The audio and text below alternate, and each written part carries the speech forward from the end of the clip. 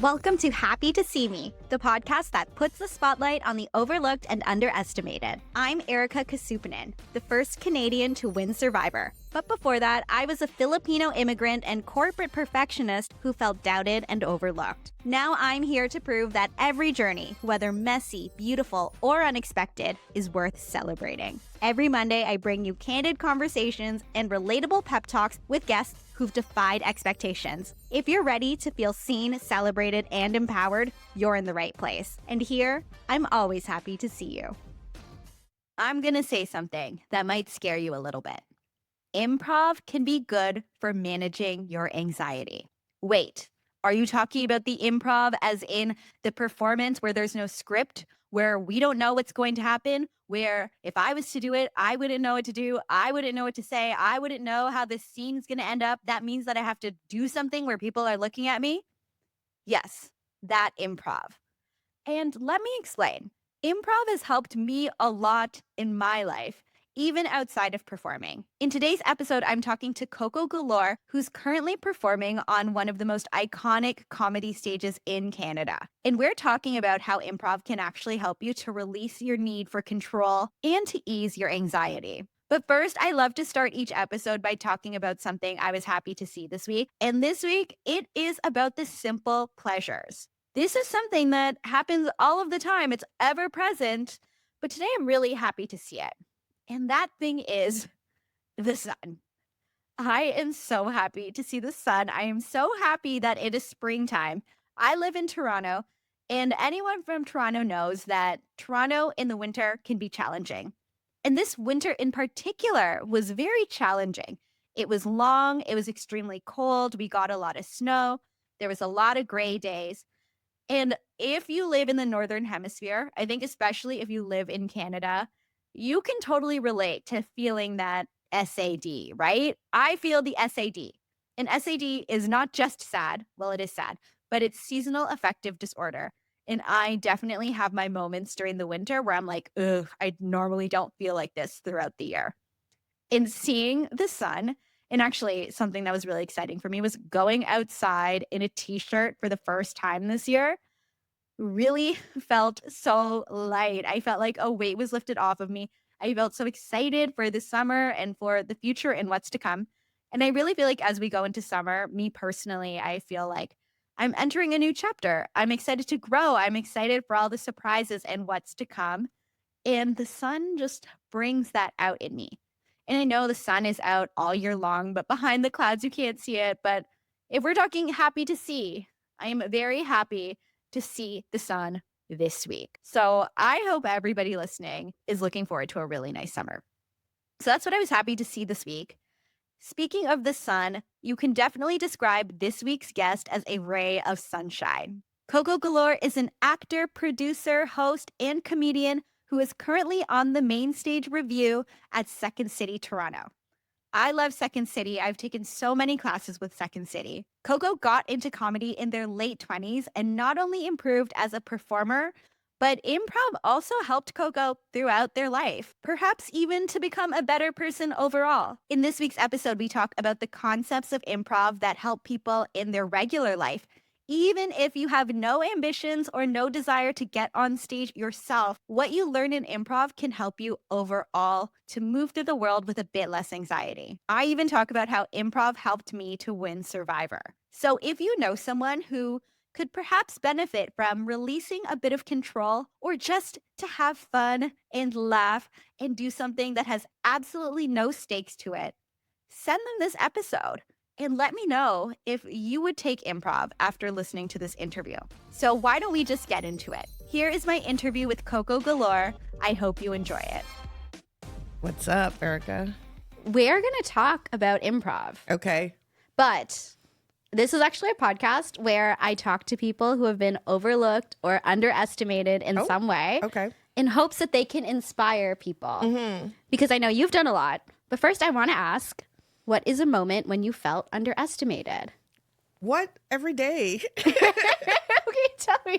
Every day someone's underestimating me. It's a weird vibe. It's like they just don't believe that I could do something, or they don't think that I've done the things that I've done, or they assume that I haven't done things at all. I think most of it might be because I'm pretty quiet and I keep to myself and I'm private. So maybe that's why. It's wild. Is Galore your real last name? No. Okay, I was going to say, so this is a decision. That Galore is your stage name. It was a stage name that so Coco is like my nickname. And then Galore was the name that I came up with because I love James Bond. Wait, that's amazing. Yeah, so I am named after Pussy Galore. Oh my God. Yes. Okay, this is incredible. I was going to ask you, what should the audience know about you? But I feel like how do you top that? I don't know. That says it all, doesn't it? Okay, well, Second City. Because right now you're part of the main stage. What else should people know about you and your role on the main stage? I mean, all 6 of us are there. We have the same roles. We write the show, perform the show, blood, sweat, and tears, the show. Our stage manager, Matt, is really just wiping off that flu. I'm kidding. No. I mean, it's just we all go through the same process to write the show. It takes us about 3 months, and then we open it, and then we just run it. And I think we have a really fun show and a really solid cast, and we like each other, which is very important and strange. That's not common, it sounds like. It's not common that people We usually like hate each other. Yeah, but we like each other. We really get along. So our improv sets are really fun. Yeah, so every night we run the show, and then we get to do a fun improv set at the end. Is doing comedy something that you've dreamed of since you were a kid, or is this a surprise on the journey? No, absolutely not. This was a huge surprise. I can't even emphasize it. To the point where, like, when I was taking comedy classes, I had to do a lot of catching up. There were references, like people who've, studied comedy all their life, like knowing that this is what they wanted. Like, oh man, the things that they know, I had to really catch up. And I'm still not caught up, to be really honest. Sometimes people will be talking, I'm like, no idea what's happening. How old were you when you started taking comedy classes? 28. I feel like that's not too late, but I could see how that could feel late. It's never too late. I feel like, I mean, I guess the question is, what do you want to achieve with it, right? My goal has, I was never like, I'm just going to be a comedian. I became a comedian, and I kept going down that path, and I love it so much. But when I started taking classes, it was because an acting teacher said, I think you should do comedy. And I was kind of navigating just showbiz classes in general, like music, dance, all of that stuff, which, funny enough, became really handy when I got to Second City, because we all have to dance and sing and do comedy. And I'm like, great. I got all those skill sets. So it's like really fun that all the things that I've learned along the way became useful in this pod, but it was never my intention. But I'm here now, so I'm loving it. So you wanted to be an actor at first? Yes, I wanted to be an actor. I also really loved music. Funny enough, was just never a musical theater person. I just really love on-camera acting, and I still do. But yeah, somewhere along the journey, someone said, I think you should do comedy. And I started taking classes at Second City very specifically, and then just never left. You couldn't help that you were so funny. Well, nobody kicked me out, so here I am. I can totally relate. I've taken a lot of classes at Second City. So during the pandemic, I was supposed to film Survivor. Obviously, we didn't film during the pandemic. Right. And then I ended up taking a bunch of online classes through Second City. And I actually remember I took a few improv classes. I took sketch writing.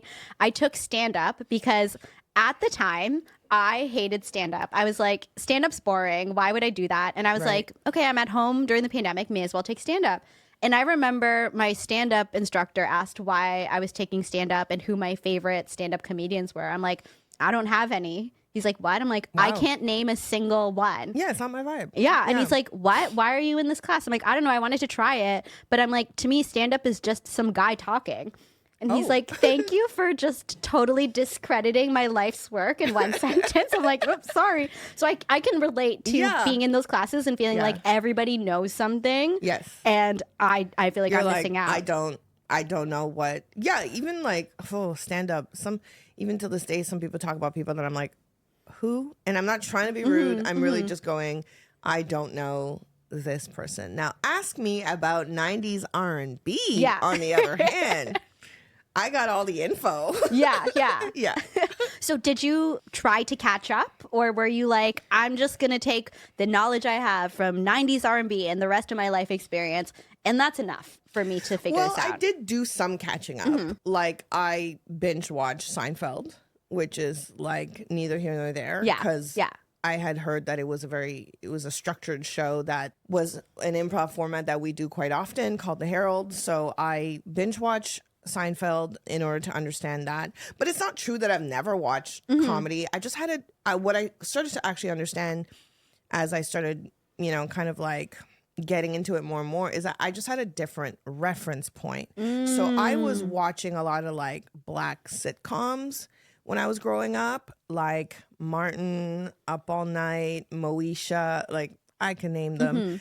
And everyone else was watching the white shows. So I was watching Living Single, but everyone was watching Friends. Yeah. And I didn't realize that until much later. I was like, wait a minute, it's not true that I don't watch. Yeah. Like I do, I just have a different reference point. But it does make it a little bit like challenging. I'm not going to necessarily say difficult. I would say challenging because if you go into a classroom with 18 people and 15 of them have all watched the same thing and you're the one person who hasn't, it's just like a bit of an obstacle you have to kind of like move around. And if you're determined enough, you can do it. Definitely. And you can be the one to broaden their horizons and say, hey, there's other stuff that's funny. Yeah, but they ain't going to watch it. They ain't gonna watch. A Different World is on Netflix Canada right now. I'm just saying. I love that. So when you started taking the comedy classes, when did you know what, this could actually be a career for me? I cannot even pinpoint I would say, I don't think I even understood what a comedy career could kind of look like for someone like me. I would say that I started really getting into the zone of it when I started working with Daphne Joseph, who was my comedy partner. So we had a troupe called Coco and Daphne, and we did that for like almost 10 years. And when we started doing that and we really got into the zone, I really got to understand what it felt like to really thrive comedically because someone understood we just shared the same language and the same kind of like comedic sensitivity, and we toured a lot. So because of that kind of like success, then I started to be like, oh, I think I could maybe really do this. But then the question then becomes, can I only do this in this capacity or can I do this in general? So then I had to like branch back out to find out. Yeah. And did you learn something about yourself when you branched out? Like, did you access a part of you or a part of comedy that you didn't realize was there for you? I mean, every year I gave myself a challenge to do. So, 1 year I was like, I'm not going to say no to any shows. And another year I was like, I'm going to do all of the like jams with like beginners. I gave myself a little challenge to do every year. And then, I think through that, I really learned that I just loved it so fucking much. And, I tried to find a pathway. I still don't think that I thought Second City was my path. And here you are on the main stage. And here I am on the main stage. I just never, I won't lie, like I really never thought I'd be here. Yeah. Yeah. Okay, that's so cool to see that you have found yourself at this destination you never imagined. Yeah, and I'm very like grateful. Not that I haven't worked hard, but I'm very grateful that all the people who fought for me were in the rooms, saw the hard work that I put in to get to where I am. Because otherwise, like I just never saw myself there. So to be here now is quite lovely.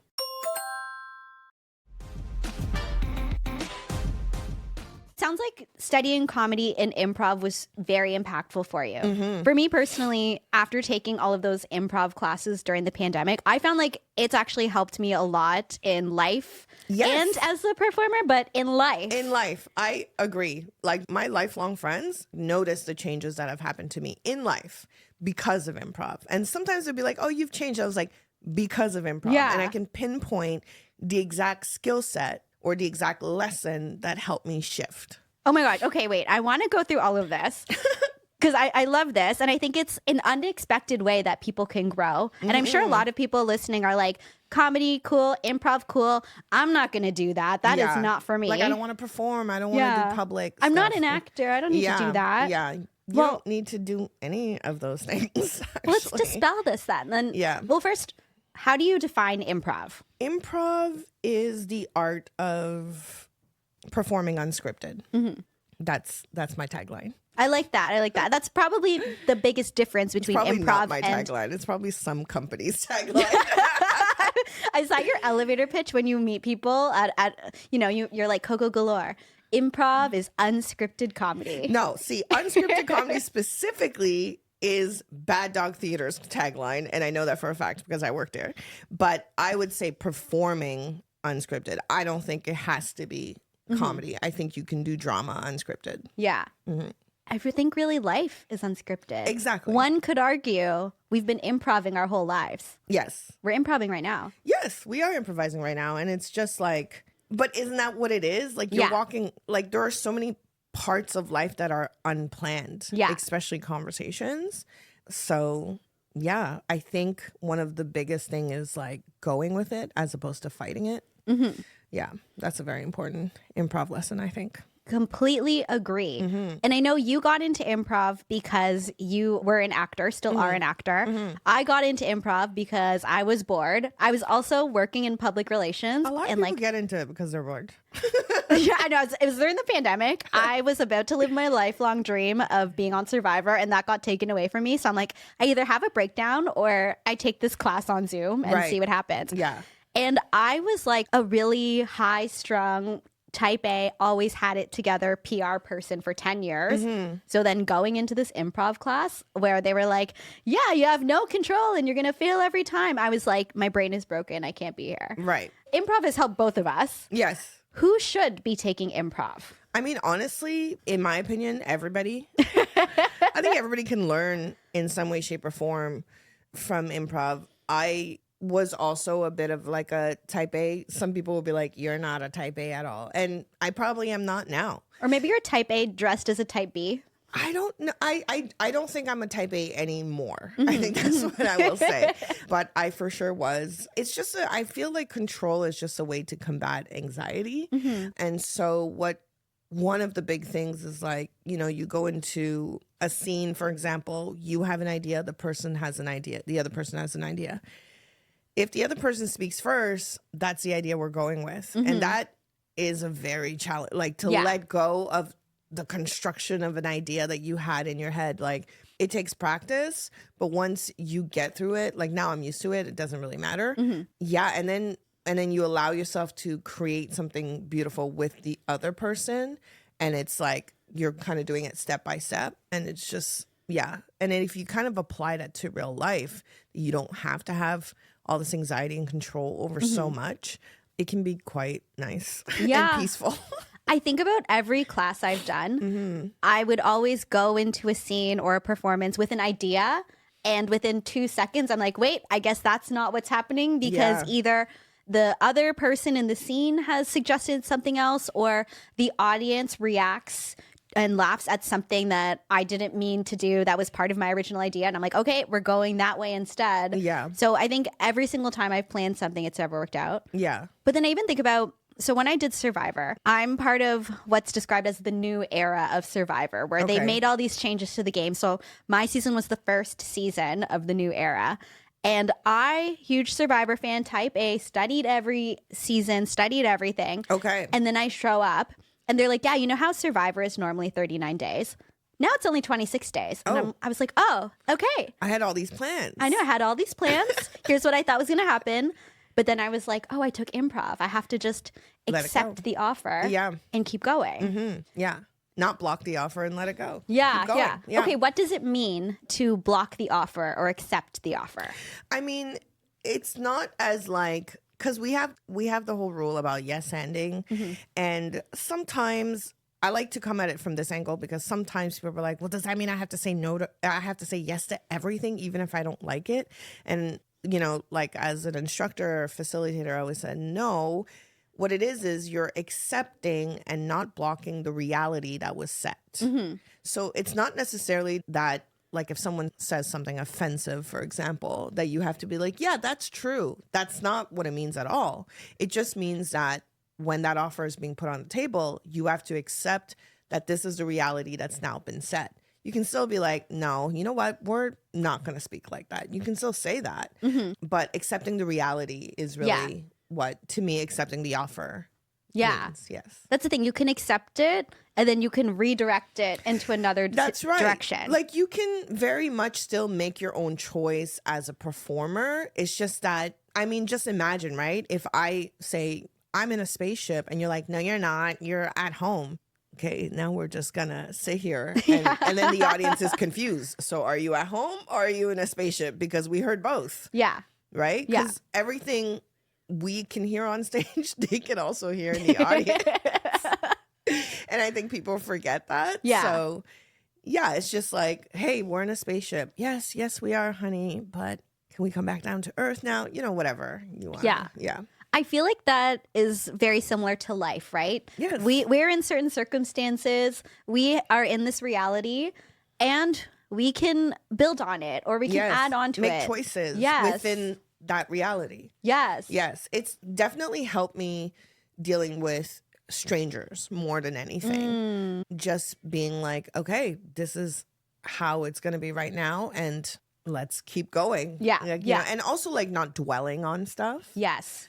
Improv has helped me with that. Oh my gosh. Yeah. I mean, I'm definitely the type of person, not so much now after taking comedy classes, but type of person, I would be taking a shower and I'd be like, oh my God, I really botched that conversation from grade 6. How could I have embarrassed myself so much? Not grade 6. I know. Me in grade 6 being like, God, I could have been more diplomatic about that. Right. And now you're like, whatever. In comedy classes especially, I'm like, people will not laugh most of the time. You know, we're just like learning and experimenting and figuring it out. So I think that now failure, even though I don't really see it as a failure, but it's like quote unquote failure, just like rolls off. Yeah. And also like, you know, when you're doing improv scenes, like accidents can be quite beautiful and fun. It's often the things that you don't mean to say that create explosive laughter. And then you go with that chain and it can be really, really fun. Yeah. It's like the authenticity of it, right? That's right. Because isn't it so many of the iconic lines from movies are actually improv? Yes, they're improvised because sometimes like the actor is just in the moment feeling themselves as that character and a line comes out that's not pre-written and it's like, wait, hold on, that line was perfect. Because it's like, we can sit down and write all we want, but to be the performer in that moment, really pushing through the reality of it, it can bring something else to the table. Yeah, I feel like if you take away that fear of flopping and you know, like, okay, flops are going to happen. I've survived them. If you take that away, then you actually leave yourself open to the exploration and then those beautiful, authentic moments where you don't mean to say something and it ends up being this beautiful moment on stage or like a beautiful moment in life. Yeah, yeah. And also like the whole idea of flopping is really, for me, I kind of got over it when I just started performing more because like right now, for example, I'm on stage 8 times a week and I do 6 improv sets, you know, a week. I don't really have time to think about what happened. Like I'm trying to go home, sleep, and come back and do it the next day. Yeah. So there is this kind of like is that the word? Like you're kind of desensitized to like whether or not you failed. Yeah. That's the thing. I'm like, okay, it's not the end of the world. It's like how we all feel the anxiety of feeling like the lion is chasing us. It's like that. But really, after you do it so many times, you're like, the lion's not chasing me. And also like, why are we taking away what the act of improvising and how challenging it is to get on stage and improvise in front of like hundreds of people? And oftentimes like I might be like, as an improviser and as someone who understands comedy to like a professional level, I might be like, oh, that really sucked. And then, you know, you come out and an audience member is like, oh my God, that was really good. And you're like, what? And you can't like, you can't be like, what? No, that sucks. Can you imagine like an audience member being like, that was so amazing. Like, I cannot even imagine improvising and you're like, no, that sucked. Like, so I often also think about that. Like, I'm very open to talking to audience members. I love it. I love getting their feedback in the sense that, like, a lot of them are not improvisers and they think the act of improvising is so amazing in itself that you're out here going, I sucked because I said one word wrong, and someone else is like, I can't believe you had the courage to get on stage and do that. Yeah, yeah. So it really shifts your perspective. Yeah, it definitely puts things into perspective. I want to ask about listening in improv. How does listening come into it? I would argue that I'm not the best listener. Is it that I'm not the best listener or I don't have the best memory? I don't know which one it is. But it does come into play because you have to be in the moment. So you cannot be on the sidelines thinking about a joke to insert and then you're missing the smallest things that are shifting in a scene. So it's kind of like if you're on the train ride, you know, and you're improvising a scene, you constantly have to be listening and then reacting, listening and then reacting. That's just the cause and effect of improv. That's the thing. It's like somebody could offer something that's so great. Yeah. And then you have this idea in your head. It's still the control, you're just right? Thinking, yeah. Like the controlled overthinking, you miss this amazing offer. And it's like there was an opportunity for the scene to go one way, but then you miss it. Well, it's much like regular conversations, right? Like, you know how they say some people are sitting there thinking about what to say next instead of listening to you. It is something I am actively working on. It's not like I don't think that's a valuable skill set. Like, you know what I mean? I'm just always in my head in general. So when someone's talking, I'm like listening, but I'm also like, oh, I wonder what, and then branches into all these different thoughts and I have to be like, no, come back. What? Yeah. Like, you know? So I think it's so important to listen so that you can react appropriately to whatever's being said, as opposed to trying to control or chase a joke that's like 3 beats back. I think it's so common for people to be thinking about all of those things. I think that for me, especially in conversations where I feel like it's high stakes, like, I don't know, if I'm in a meeting and I have to win somebody over, you know, I'm like nodding, but really I'm thinking, okay, I'm going to say this thing and bring it That's home. so clever. It's going to be so good. Yeah. And then I also miss more opportunities. So I think I've experienced it. I know a lot of people listening have probably experienced it. But it sounds like then taking improv could be something that kind of forces people to learn to be more present, where you have to just be in the scene, pay attention to your scene mates, making sure that you are picking up all of those things, and developing those skills could hopefully help as we go on. Yeah. And I would even add that, like, it's not just about, I think some people believe or think that listening is just about listening to the words. One thing I know that I like to do as well is I'm also listening to, like, the body language, if we can say that that is something to be heard and seen and picked up on. To me, the body language cues are just as important. And I actually, I don't want to say prefer, but I do like picking that up more so than the language, because sometimes someone is like, I love you. And that could feel so different than, I love you. I know, I didn't really feel it from you you at understand that what I'm moment. saying? But it's like the words are the same. And, and I like reacting to the vibe that's being set. Yeah. I like that too, because then I feel like when you take these classes and you learn these skills, you have to look at the whole picture, right? You can't just take at face value what everybody is saying. That's right. I'm interrupting myself to share something you might not know about me. I'm a low-key gym girly. Even though I never played sports growing up, I got really into working out when I became a quote-unquote real adult. And now I work out almost every day, which means I need to take my supplements every day. And my favorite supplement brand is Organica. Organica supplements are made in Canada, and they've been super easy to add into my daily routine. So right now, I'm taking their collagen to help with my skin, creatine to help with muscle building, and electrolytes to help with my hydration. Right now, I've been on a big strength training kick, and I've been feeling stronger and more energized every day. If you want to try Organica, I've got a code for 25% off at Organica.com. My code is Erika_25.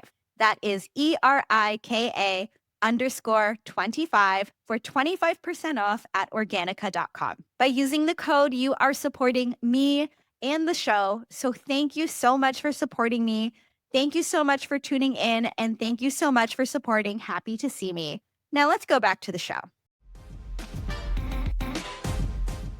Another concept from improv that really helped me a lot, especially on Survivor. You're really a student. I know. What can I say? I've taken 3 levels of improv. I should probably finish the program at some point. It's Second fun. City, hit me up if you want me to come finish the program. The idea of wants. Mm-hmm. Can you talk about wants in improv? Yeah, it's just one of the skill sets that you just want to endow your character as, is that the character either has a want or a desire or a motivation. See, I feel like that has helped me a lot in life, and I think especially on Survivor.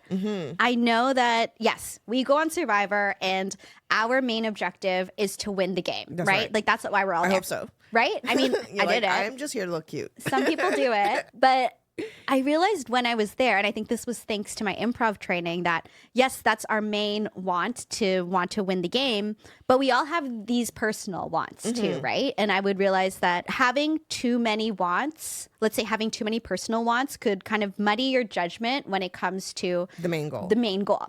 So for example, I would encounter people who were younger, who wanted to prove that they were just as smart as the older people, or people who were older to prove that they were just as good as the younger people, or people who really wanted to create TV moments and wanted that attention. And I'm like, okay, now that I recognize all these secondary wants, as I play the game, then I can appeal to everybody's secondary wants and then kind of, move them off course a little bit because then I can stay focused on my main want, which is winning the game. So we kind of call that like a bit of a push-pull. And basically it's like you have this main want. Yeah. And you take a bit of a side breather to occupy some other space and then come back to the main want. And I don't think this applies to improv necessarily, but in life, I think you got to remember what your main want is. Because too many distractions. And then you don't come back on your main road. Like, you know what I mean? Yeah. Like, I would say, I'm like, what else do I have to say? No, you got to just remember the main road, the main journey that you're trying to be on. That's the thing. I think that's really important, I think, for people personally. Like, remember, what is the thing you want? And I think there's like so much noise where it's like, do this, you should do this, you should do this. But just think about the main thing you want and then make decisions to get to that main want.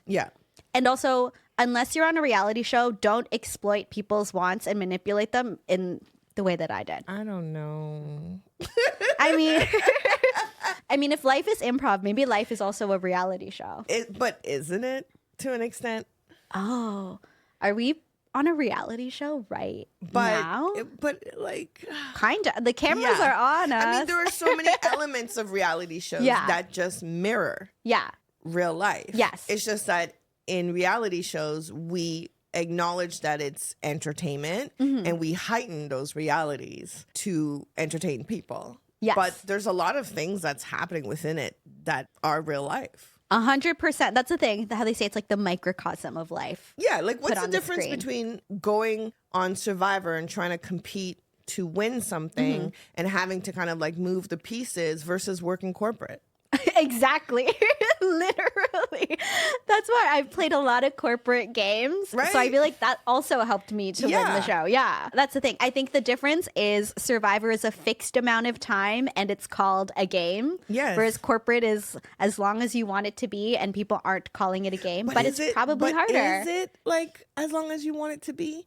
Because it's like there's also like not quiet, but like an unspoken amount of time that people are willing to put up with certain things. Yeah. And then you probably got to quit and go to another company. You know what I mean? So I would argue that like the time limit is there. It's just that you have to set it. Yeah.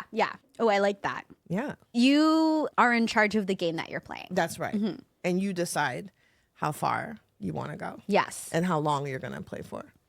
Yeah, because ain't nobody trying to play a corporate chess game for like 50 years. No, I think if you're going to stay in corporate for that long, you will have needed to have found like a good setup, you know? Yeah. Like a chill setup. I think they say that like if you want to keep moving up like job-wise, you have to move spaces every 18 months. I think I read that. I decided to just quit. I was just like, I'm out. I'm good. But then you went to play Survivor. And yeah. Is that considered playing? You went to do Survivor? I played. Okay, yeah, it's a game. It's a game. Yeah, just a little mind games. You mentioned that your friends could see that you were different. Yeah. And you remember specific lessons in improv that helped to change you. Is there one that really stuck out to you? I mean, I think the main one is that I'm I think some people think that I'm not chill, but my like lifer friends know that I'm very, very chill in comparison to how I was before I started improv. And it took time to get there, but yeah, like I had a lot more it has to go this way type of vibe. To the point where it was probably just like toxic and annoying to some of my friends. I would say that like now I still have a tinge of like, so this is like, okay, this is going to take a minute to explain, because when I was like coming up, growing up, whatever, I just like things for it to be like my way. Like, oh, I just want to eat this. Oh, I want us to see this movie. Those are like, were classic ways that I would be like, this is how it has to be. And then I would say when I started taking improv, really getting into it, I became more like, oh, like it's fine. Like, you know what I mean? But then now our version of society that we have has this whole discourse around boundaries, which is not something that we used to talk about 20 years ago, right? So now then I had to then relearn how it was to express my wants and also really try to understand why I wanted certain things. And so now it's like, okay, like if I want to watch a certain movie, I'm willing to go by myself. I'm not going to force anybody to do it with me. Or like if I am like, hey, I need things to be this way, I'm very clear, like I need things to be this way for me. If you don't want it to be this way, that's cool. We don't need to be in the same vicinity. Whereas like before it was like, it's my way. Yeah. End of story. And like, you know, you're kind of causing conflict because of it. And improv really helped me pull that, like not be that. Yeah, no, I like that too. Cause it's also, we were talking about, you know, being flexible, accepting the offers, but it's also like, we don't have to just accept everything that life is giving us. That's what okay? it is, right? Like I'm not out here trying to, you know, we're making our own offers. This is your offer to your friends where you're like, I want to see this. Yes. You don't want to do that? Okay, I'm going to go see that movie myself. Yeah. Yeah. Yeah. And I just don't take it as personally. I used to take it way more personally. That's the other thing. It's like, say, for example, you walk into a scene, you have an idea, someone else has an idea. It doesn't mean that your idea is not good. And I think that's the thought, right? Oh, my idea was just as good. My idea was better. Doesn't matter. It doesn't matter. It doesn't matter. The scene ends. Yeah. You go home. You go home. Do it no again one the is next thinking day. about, like, if the scene is great, sure, people will think about it. But no one is going, I bet you Coco had a better idea. Like, no one cares. And I still see that. I still hear people kind of talk like that very specifically in regards to improv. And it's very interesting to me because I'm just like, whew, you know what? I'll let you think about it. Yeah. I'm going home to eat a taco. Like, see ya. Oh, I love that. Homemade tacos are good. Just want to say. Wait, homemade ones? Yeah, homemade tacos. I've never made them before. Really? Well, you can buy the shell. I don't make the shell. Yeah. Okay, yeah. Yeah, let's not go that far. Yeah, I thought you were like making some... No. Okay, well, something that I know you are doing is you're on the main stage at Second City, Dual Citizens. Can you tell people about the show? Yeah, I'm kidding. You're like, wait, I knew I was here for something. Yeah, Dual Citizens is the new Second City main stage show. It's quite political. It speaks to like our times. It is a really great show for this era. It's very silly and it's very smart. Yeah, a lot of conversations about like just the small things that happen between, you know, people in relationships, and also like the bigger conversations that we're having right now, you know, in our global society. So it's very fun. The cast is so great in it. Like I remove myself from it and just say everybody shines in the best light. It's really great. Amazing. And if people want to keep up with you, where can they do that? Me Yes, you. Little old me. Little old me who likes to eat sandwiches. And tacos. And tacos. But you buy the shells. And I buy the shells, but I make the rest. Yeah, you can find me on Coco Galore on Instagram. That's my main social media. Like, I have Facebook and all that, but I don't really use it. I just love Instagram. I love pictures so much. I love a well-edited reel. Sorry. Yes. No, but I mean, we're millennials. We're on Instagram. Give us a break, okay? That's where we want to be. Listen. That's where we're comfortable. Let us be there. I've never been one of those people. Like, I applaud those people. Good for you guys. I've never put a timer on it. I've never deleted it and put it back on. I'm just like, I love this app. I'm on it all the time. I'm not apologizing for it. There you go. If you want some unfiltered, unapologetic Coco content, you can find it on Instagram. Mm-hmm. Coco, thank you for joining me today. Thank you for having me. It was so fun. And thank you, everybody, for tuning in. I'm so happy you spent a bit of time with me this week, and I will be happy to see you next Monday.